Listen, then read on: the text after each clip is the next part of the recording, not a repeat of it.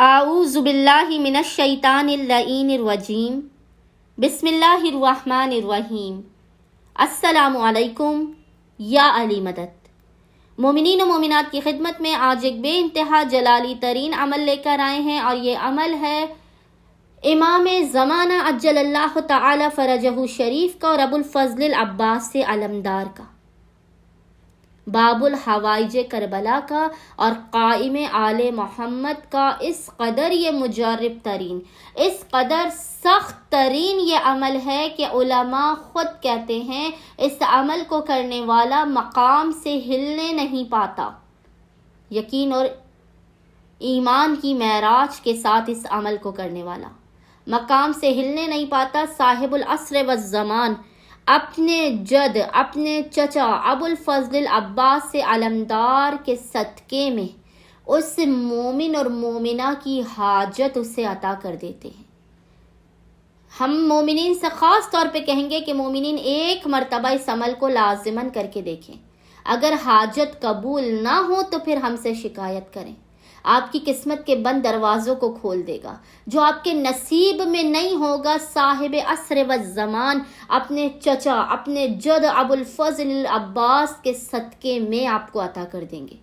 مومنین نے خاص طور پہ منگل کے دن مغرب کی نماز کے بعد، اس کے علاوہ مومنین کسی بھی دن کسی بھی وقت اس عمل کو کر سکتے ہیں، لیکن آج کیونکہ 4 شعبان بھی ہے، آج مومنین منگل کے دن 4 شعبان کے دن بعد نماز مغرب کی نماز کے بعد آپ نے اس عمل کو کرنا ہے۔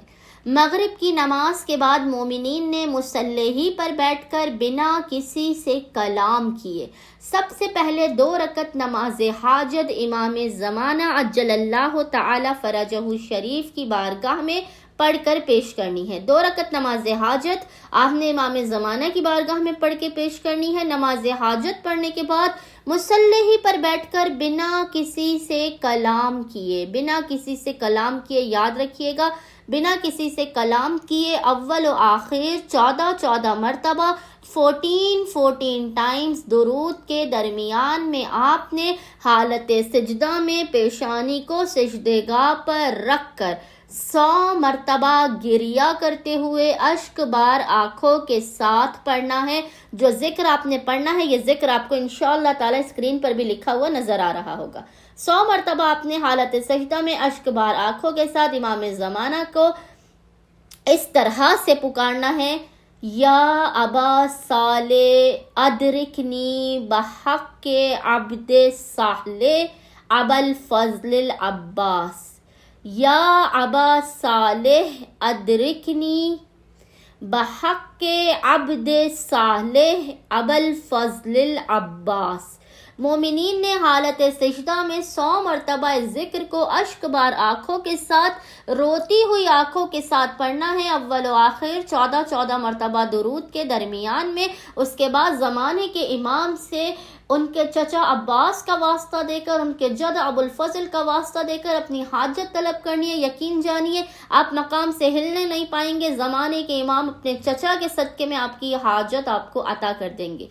آج خصوصی طور پر اس عمل کو کر لیجیے۔ آج کے علاوہ جب بھی آپ کسی مشکل یا پریشانی میں ہو، کسی بھی وقت، کسی بھی موقع پر، کسی بھی لمحے آپ اس عمل کو کریں۔ بحق ابو الفضل عباس علمدار سرکار قائم آل محمد آپ کو آپ کی حاجت عطا کر دیں گے۔ امید کرتے ہیں مومنین و مومنات کی اکثریت اس عمل خاص کو لازماً کرے گی اور ہمیں اپنی دعاؤں میں یاد رکھیں گے۔ اللہم صلی علی محمد و آل محمد وعجل فراجہم اجمعین۔